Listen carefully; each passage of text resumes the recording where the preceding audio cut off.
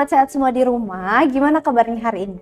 Tentunya semoga selalu semangat dan sehat ya, dan juga ceria. Dan hari ini ketemu lagi dengan saya Kak Rindi. Hari ini kira-kira kita akan bahas apa ya? Kita akan bahas tentang India. Indonesia, the ring of energy. Apa sih maksudnya? Dan kenapa disebut dengan ring of energy? Yuk kita simak bersama-sama. Nah, ini dia sobat belajar. Seperti yang kita ketahui bahwa Indonesia ini dikelilingi oleh sirkum gunung api. Ada yang tahu apa aja? Sirkum gunung api Pasifik dan juga Mediterania. Dan tentunya hal ini mereka pertemuannya ada di Indonesia. Ada yang tahu di mana? Di sini. Ya, betul sekali. Dan inilah mengapa sebabnya Indonesia disebut sebagai the ring of fire. Nah, terus kenapa tadi kita di awal kasih nama The Ring of Energy? Karena hal ini selain kita dikelilingi oleh gunung api, yang artinya The Ring of Fire ini kita dikelilingi oleh api atau dikelilingi oleh gunung api, kita juga kaya akan sumber energi. Masa sih? Apa buktinya? Ini dia. Kita bisa lihat ini adalah perbesarannya bahwa Indonesia dikelilingi oleh si sirkum Mediterania dan sirkum Pasifik yang menyebabkan Indonesia memiliki 128 gunung aktif di Indonesia. Wow, yang aktif aja 128 ya. Kemudian yang nggak aktif berapa? Yang nggak aktif juga banyak loh, bahkan tak terhitung. Nah, di sini menyebabkan tanah Indonesia sangat kaya loh. Sangat kaya akan mineral, sangat kaya akan bahan tambang, dan juga tanahnya yang subur. Sehingga ada pepatah, kalau kita tanam kayu pun bisa jadi pohon. Nah, ini menandakan bahwa Indonesia juga sangat kaya akan energinya. Bahkan energi di dalam bumi yang masih tersimpan, ini juga sangat banyak diakibatkan oleh Indonesia yang disebut dengan The Ring of Fire. Yuk sama-sama kita mengerti tentang Indonesia dan pahami Indonesia seperti apa. Dan karena belajar itu mudah, ayo belajar. Jangan lupa belajar, karena sekarang belajar itu mudah. Ayo belajar. Oke sobat belajar semua yang ada di rumah, tadi kita udah bahas ya tentang Indonesia yang kaya banget akan bahan energi dan juga disebut dengan the ring of fire. Nah, kemudian apa sih bahasanya? Apa kaitannya dengan materi hari ini? Tentunya sangat berkaitan dong, karena hari ini kita akan membahas mengenai dinamika litosfer dengan aktivitas vulkanisme. Ini adalah mata pelajaran geografi kelas 10. Dan yuk kita simak bersama-sama. Ini dia yang pertama. Masih ingat ya kamu tentang yang pernyataan yang menyatakan bahwa bumi ini seperti telur yang direbus? Nah, bisa kita bayangkan telur yang direbus itu kalau kita belah dua, ini ada bagian yang berwarna kuning di tengah, ada bagian yang berwarna putih, dan ada cangkangnya yang ada berwarna coklat, ada juga berwarna biru bila itu telur itik, dan sebagainya. Ini juga sama loh dengan bumi kita, yang mana bahwa bumi kita juga tersusunnya hampir sama nih kayak gini. Nah, kita anggap kalau si kuning ini adalah inti dalamnya dari bumi kita. Nah, kalau si putih ini adalah inti luarnya. Nah, yang melapisi inti dari inti dalamnya. Betul banget. Kemudian yang kuning ini, yang melintasi ini adalah kulitnya, kita anggap dia adalah sebagai mantelnya. Nah, kenapa sih seperti itu? Karena susunan bumi juga seperti itu. Ada mantelnya, ada inti luarnya, dan juga ada inti dalamnya. Lalu kita lihat, seperti inilah irisan dari bumi itu sendiri. Kalau kita iris, dia bentuknya seperti ini. Ini dia. Ini adalah inti dalam yang tadi kita ibaratkan sebagai kuning telurnya. Kemudian di sini ada inti luar yang kita ibaratkan sebagai putih telurnya dan juga ada mantelnya. Nah, di sini hampir sama ya bahwa dia berlapis-lapis. Lalu apa sih kaitannya dengan apa yang akan kita pelajari hari ini? Yap, hari ini kita akan belajar mengenai litosfer. Nah, dan litosfer itu adalah merupakan bagian dari mantel bumi. Bahwasanya mantel bumi ini terdiri dari dua hal. Yang pertama ada litosfer. Ini dia di sini litosfer. Ini dia litosfer. Dan yang kedua ada astenosfer. Yang tentunya keduanya ini memiliki hal yang fungsinya berbeda. Nah, hari ini kita khusus akan membahas mengenai litosfer. Yang mana litosfer ini memiliki kedalaman antara 0 hingga 100 km. Jadi dari bumi yang kita injak ini 0 km di atas permukaan laut hingga ke bawah, kita gali ke bawah sepanjang 100 meter, 100 km, ini merupakan bagian dari litosfer. Yang mana litosfer ini juga mempunyai dua bagian, yaitu yang dikenal dengan lapisan sial dan juga sima. Yang mana sial dan sima ini adalah lempeng benua dan ini adalah lempeng samudra. Lalu kenapa dikenal dengan lapisan sial dan lapisan sima? Hal ini karena merupakan komposisi yang paling banyak di lapisan benua ini atau di lempeng benua ini adalah silika dan aluminium. Sehingga lapisan ini dikenal dengan nama sial dan juga sima. Lalu bagaimana dengan sima? Sima atau lempeng samudra ini dikenal dengan lapisan sima karena bahan penyusun paling banyaknya merupakan silika dan juga magnesium. Nah, maka dari itu Si adalah singkatan dari silika dan Ma adalah singkatan dari magnesium. Hal ini membuat penamaan yang lebih mudah untuk mengingat. Nah, oleh karena itu, lempeng benua yang inilah yang dikenal dengan lapisan sial. Dan kemudian lempeng samudra yang ada di sini, inilah yang dikenal dengan lapisan sima. Mudah bukan? Dan tentunya ada yang belum tahu apa itu litosfer.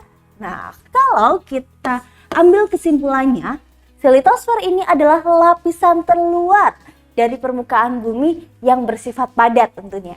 Nah, ini adalah pengertian dari litosfer, yang mana bagiannya ada dua, ada lapisan sial dan juga ada lapisan sima. Dan di bawahnya ada astenosfer, yang juga merupakan bagian dari mantel buminya. Kemudian di bawahnya ada inti, yang meliputi ada inti luar dan juga ada inti dalam. Yang mana inti luar ini bersifat liquid atau cairan yang kental, yang memiliki kedalaman 2.900 km. Dan juga di dalamnya ada lapisan inti dalam yang memiliki lapisan yang sangat solid dengan kedalaman 5.100 km. Nah, di sini ini merupakan bagian dari bumi. Nah, hari ini kita akan fokus belajar aja tentang si litosfer. Nah, si litosfer ini juga dia punya penyusun-penyusun batuannya loh. Apa aja ya penyusun batuannya? Nah, penyusun batuannya adalah sebagai berikut. Ini dia. Ada 3 macam batuan sebagai penyusun litosfer. Yang pertama kita kenal dengan istilah batuan beku. Ini adalah contohnya. Kemudian yang kedua ada batuan sedimen. Dan yang ketiga ini ada batuan metamorf. Nah, kemudian apa sih yang membedakan? Yang membedakan adalah sebagai berikut. Ini dia. Yang pertama kita akan bahas mengenai si batuan beku. Nah, sobat belajar semua yang ada di rumah, kalau kita beku, kira-kira karena faktor apa ya? Betul sekali, yaitu karena dingin. Nah, ini dia yang terjadi pada batuan beku.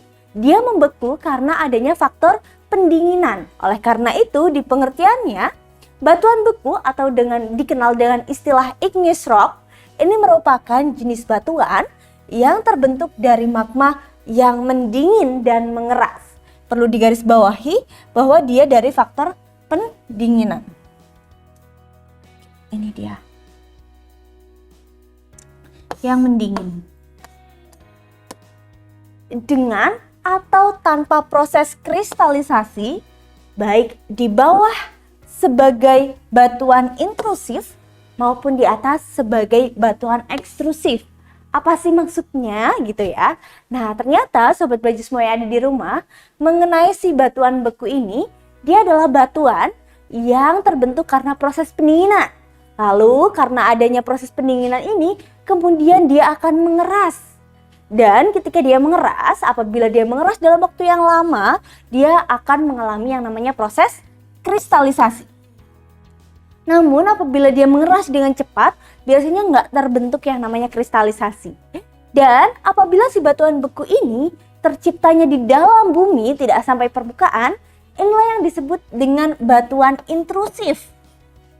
Nah, lalu kalau dia membekunya di permukaan, berarti magmanya muncul hingga ke permukaan, kemudian dia membeku. Nah, inilah yang disebut sebagai batuan ekstrusif atau batuan yang tercipta di atas permukaan bumi.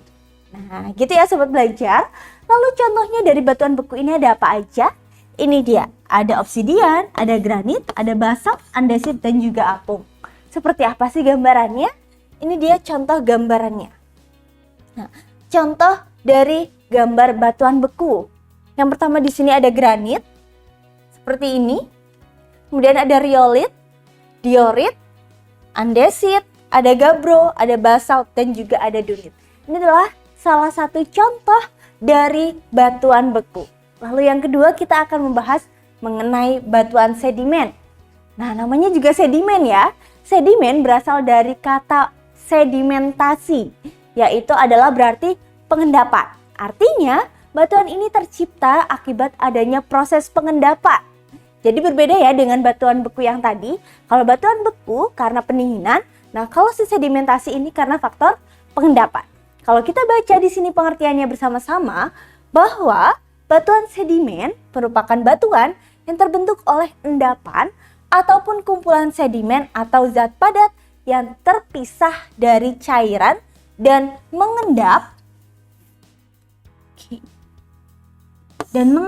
dalam waktu yang lama, biasanya di dalam laut atau di danau. Nah, jadi nih biasanya kalau sobat belajar melihat ada aliran sungai yang mengalir, dia pasti membawa endapan. Apalagi kalau airnya berwarna coklat ya, artinya dia juga akan membawa bahan-bahan endapan. Yang mana kalau bahan endapan ini terkumpul di suatu tempat, biasanya ada di hilir, lalu lama-lama dia memadat, dia bisa membentuk batuan loh. Nah, batuan inilah yang disebut dengan batuan sedimen. Nah, si batuan sedimen ini biasanya tentunya ditemukan seperti di kali, di sungai, di danau, ataupun di tempat-tempat pengendapan yang lainnya. Bisa juga loh seperti di wilayah estuaria. Nah, di sini ada beberapa contoh mengenai si batuan sedimen ini. Ada batu konglomerat, ada juga batu pasir yang biasa kita gunakan untuk membangun sebuah tempat. Ada juga batu serpih, batu gamping, dan juga batu breksi. Nah, biasanya si batuan sedimen ini memiliki harga yang lebih murah daripada si batuan beku. Nah, kemudian yang ketiga, ada juga yang disebut dengan batuan metamorf. Nah, ini adalah contoh beberapa dari batuan sedimen. Kemudian kita akan langsung aja bahas ke yang ketiga, yaitu batuan metamorf. Nah, namanya juga metamorf ya. Dia berasal dari istilah metamorfosis yang artinya perubahan. Nah, perubahannya dia karena apa sih? Karena ada dua faktor. Yang pertama ini adalah panas dan yang kedua ini adalah tekanan. Lalu kalau kita baca nih di pengertiannya, kita simak bersama-sama di sini bahwa batuan metamorf ini merupakan batuan yang terbentuk dengan pengaruh panas dan juga tekanan dan juga proses kimiawi. Biasanya saat batuan itu ada di bawah permukaan bumi. Nah, jadi biasanya proses metamorfosis ini terjadi di bawah permukaan bumi karena faktor panas dan juga tekanan maupun ada unsur-unsur kimiawi lainnya. Lalu contohnya ada apa aja? Ada batu marmer, batu sabak, sekis, kuarsis, dan juga milonit. Nah, berikut adalah contohnya dari batuan metamorf gambarannya. Nah, di sini ada batu sabak dan juga ada batu sis. Ini adalah gambaran contoh dari si batuan metamorf. Lalu bagaimana sih terbentuknya? Bagaimana proses terbentuknya dari ketiga batuan ini? Aku juga di sini sajikan mengenai siklus batuannya. Berikut adalah siklus batuan. Mulai dari di sini ada batuan beku, ada juga batuan sedimen, dan juga di sini ada batuan metamorf.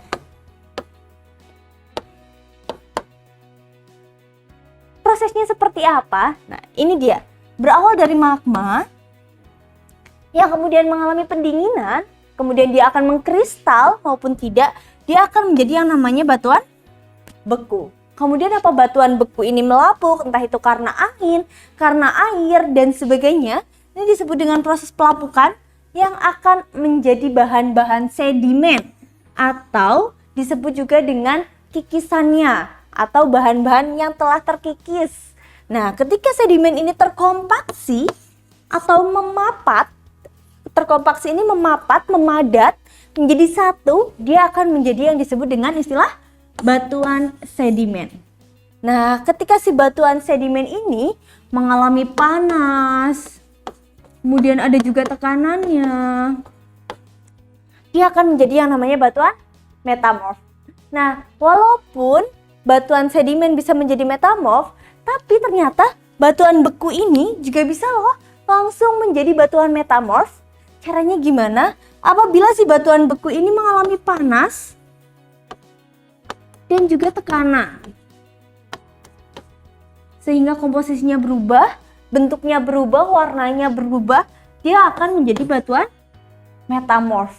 Nah, di sini ketiga batuan ini antara batuan beku, batuan sedimen, dan juga batuan metamorf ini juga bisa kembali lagi menjadi magma di sini dan melebur apabila dia terkena magma kembali. Jadi si batuan-batuan ini kalau dia terkena magma, dia akan menjadi magma kembali. Di dapur magma biasanya diolahnya. Nah gitu ya sobat belajar, gampang banget kan mengenai si batuan ini dan juga siklusnya dan jenis-jenisnya. Kemudian di sini kita akan belajar tadi yang kedua adalah mengenai si vulkanisme. Vulkanisme ini merupakan bagian dari tenaga endogen atau tenaga yang berasal dari dalam bumi. Nah, tenaga yang berasal dari dalam bumi ini yang akan merubah bentuk bumi dari dalam, ini ada 3 jenis, yaitu yang pertama ada tektonisme, kedua ada vulkanisme, dan yang ketiga ada seisme.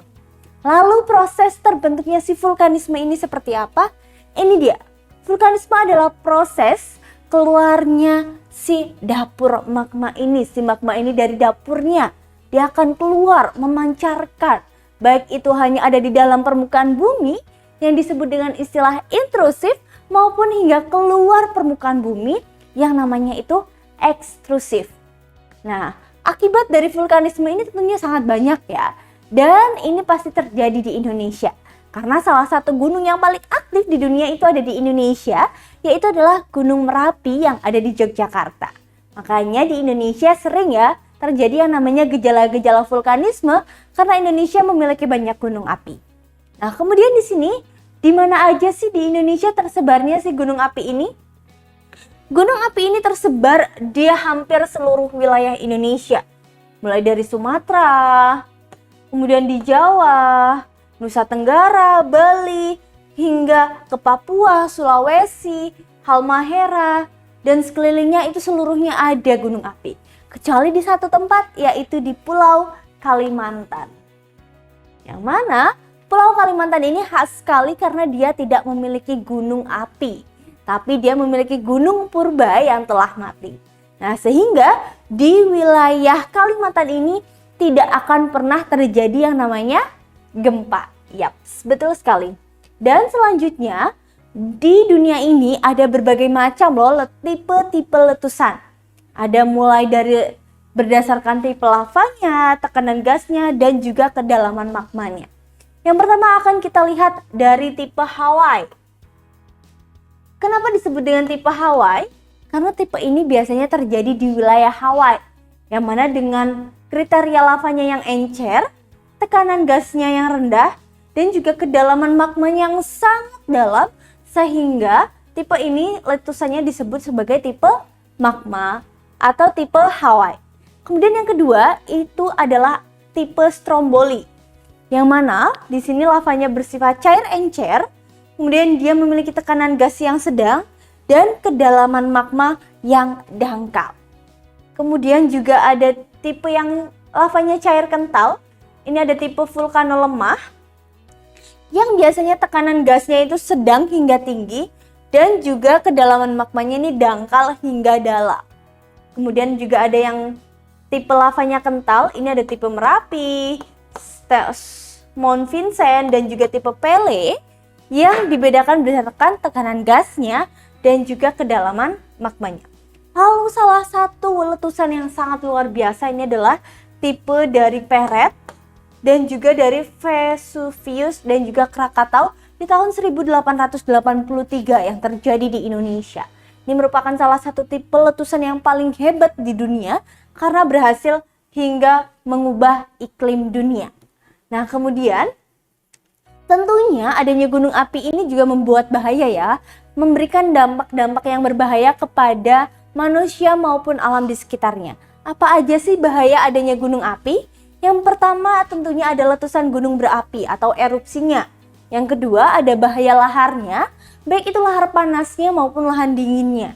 Kemudian yang ketiga ada bahaya gas beracunnya, karena biasanya ketika dia memuntahkan magmanya, keluar akan muncullah gas-gas yang bersama atau bersama dengan lavanya. Kemudian yang keempat adalah bahaya kerusakan akibat gempa vulkanik. Nah, apalagi kalau gempanya besar ya, bahkan kerugian yang dihasilkan tidak hanya kerugian material, tetapi juga bisa korban jiwa. Nah, kemudian dari bahaya tadi tentunya adanya gunung api ini juga memberikan manfaat. Di antaranya ada sumber penyimpanan air, menghasilkan bahan material untuk bangunan, menyuburkan tanah, menjadi tempat pariwisata, usaha perkebunan, dan juga dapat dimanfaatkan sebagai pusat pembangkit listrik dengan menggunakan tenaga geotermal ataupun panas bumi. Nah, jadi ternyata banyak banget ya manfaatnya. Nah, dari berbagai manfaat ini tentunya ini sangat dimanfaatkan oleh Indonesia. Banyak sekali loh yang menggunakan gunung berapi. Ini sebagai salah satunya adalah destinasi wisata untuk mendaki, untuk berlibur, ataupun untuk menanam berbagai macam sayur mayur sehingga dijadikan perkebunan. Nah, sobat belajar, tadi kan kita udah bahas ya banyak banget mengenai ada litosfer, kemudian juga ada mengenai vulkanisme, ada mengenai batuan, yang mana ini adalah penjelasan yang sangat singkat dan juga lengkap. Nah, meliputi yang pertama tadi ada litosfer, meliputi ada dua lapisan, yaitu sial dan juga sima. Kemudian batuan yang dibagi menjadi tiga, ada batuan beku, batuan sedimen, dan juga batuan metamorf. Kemudian juga ada proses-proses vulkanisme yang menimbulkan berbagai macam bahaya dan juga manfaat untuk kita semua tentunya. Dan sekarang kita masuk ke sesi Ayo Quiz. Nah, di sesi Ayo Quiz ini aku akan memberikan beberapa pertanyaan nih untuk sobat belajar. Kita diskusikan bersama-sama ya mengenai soalnya. Ini dia. Oke, akan saya bacakan soalnya terlebih dahulu. Di daerah Padalarang, Bandung, dan daerah Tulung Agung terdapat tambang marmer. Batu marmer termasuk ke dalam jenis batuan apa? Apakah A. beku, atau B. beku dalam, atau C. beku luar, atau D. batuan sedimen, atau bahkan yang E. batuan metamorf. Nah, kemudian aku beri waktu 5 detik untuk sobat belajar semua yang ada di rumah menjawab. 5, 4, 3, 2, 1. Oke, sudah cukup ya sobat belajar untuk menjawabnya. Silahkan tulis di kolom komentar live chatnya. Dan sekarang akan dijawab. Dan jawabannya bahwa batu marmer ini adalah merupakan jenis batuan dari batuan metamorf. Yaps, betul banget, tadi udah dibahas ya contoh-contoh dari beberapa batuan. Ada batuan beku yang dibedakan menjadi batuan beku dalam atau intrusif. Ada juga batuan beku luar atau ekstrusif. Ada juga batuan sedimen seperti batu pasir dan lain-lain. Juga ada metamorf yang itu salah satu contohnya adalah batu marmer itu tadi. Kemudian kita lanjut ke soal yang selanjutnya. Nah, soal selanjutnya ini dia. Proses yang terjadi pada huruf X adalah akibat dari proses huruf X. Ini ada di sini. Nah, kira-kira yang terjadi di huruf X ini proses apa ya? Apakah A. pembekuan, atau B. tenaga eksogen, atau C. kompaksi, atau D. suhu dan tekanan, ataukah yang E. yaitu peleburan? Nah, kira-kira jawabannya apa? Aku akan hitung hingga 5, 4, 3, 2, 1. Oke, sudah siap ya dengan jawabannya? Dan mari kita bahas bersama-sama mengenai soal-soal ini. proses yang terjadi pada huruf X ini adalah proses dari akibat adanya Oke, kita akan bahas di sini. Dari magma menjadi batuan beku ini akan mengalami proses yang namanya pendinginan atau pembekuan di sini. Kemudian dari batuan beku, dia akan mengalami sedimentasi atau peleburan atau pengendapan, dan kemudian dia akan terkompaksi atau mengumpul menjadi satu menjadi batuan sedimen.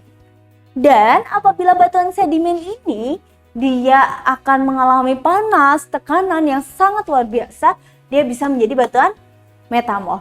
Jadi, jawaban yang paling tepat untuk soal ini adalah adanya suhu dan tekanan. Bukan ya, tetapi yang betul adalah peleburan di sini. Bahwa dia akan melebur, kemudian menjadi sedimen, dan juga akibatnya akan mengalami kompaksi sehingga menjadi batuan sedimen. Dan kita masuk ke soal yang ketiga, yaitu mengenai sebagai berikut. Berikut ini ada beberapa dampak positif dari erupsi gunung berapi. Kecuali, apakah yang A? Tanah di sekitar lereng akan menjadi subur karena endapan abu vulkanik yang kaya akan mineral. Ataukah yang B? Dapat digunakan menjadi tempat wisata alam. Ataukah yang C? Material endapan letusan banyak digunakan masyarakat seperti pasir dan juga batu. Atau yang D sebagai energi geotermal. Atau yang E yaitu merusak vegetasi pada lereng gunung yang dilintasi abu piroklastik. Nah, kira-kira jawabannya apa? Aku akan hitung hingga 5. 5, 4, 3, 2, 1. Oke, kita langsung aja ya ke jawabannya. Nah, ini gampang banget bahwa di sini ditanyakan tentang dampak positif, tetapi kecuali A hingga D dia menerangkan mengenai dampak positifnya. Berarti jawaban yang paling tepat adalah ya yang E. Nah, betul banget. Dan sobat belajar semua di rumah, hari ini kita udah belajar banyak sekali mengenai litosfer dan juga lapisannya. Tugas kita bersama adalah menjaga bumi, karena dengan bumi yang kita jaga, kita akan hidup menjadi lebih baik. Dan ingat ya, bahwa yang hidup di dunia ini bukan kamu aja. Jadi tetap lestarikan lingkungan untuk masa keberlanjutan. Dan karena belajar sekarang mudah, ayo belajar. Jangan lupa belajar, karena sekarang belajar itu mudah. Ayo belajar!